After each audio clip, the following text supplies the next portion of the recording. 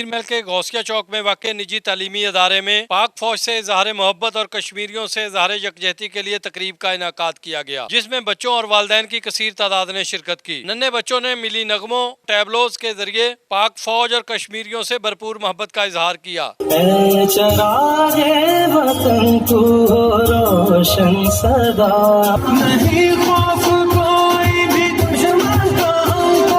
बच्चों ने अपने अपने अंदाज में कश्मीर पर भारत के गासबाना कब्जे के खात्मे का मुतालबा किया। इंडिया जा जा कश्मीर से निकल जा। गर्दन को मेरी काट कर खुश है मेरा गनीम, अरे उसको खबर नहीं कि लहू बोलता भी है। फ़ौज पाकिस्तान के साथ कंधे से कंधा मिलाना बहुत ज़रूरी है, चूँकि वो हमारी सरहदों की हिफाजत कर रही है और इस वक्त ज़रूरत समर की है कि कौम यकजान हो जाए। वो अपने फ़रोगी, लिसानी और सियासी इख्तलाफात को बुला के वो एक आवाज़ बने।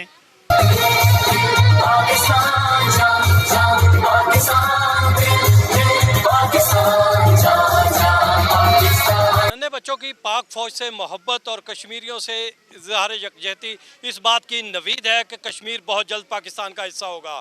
कैमरामैन नवीद महमूद के साथ Mohammad Khalid MK, ARY news, Pir महल।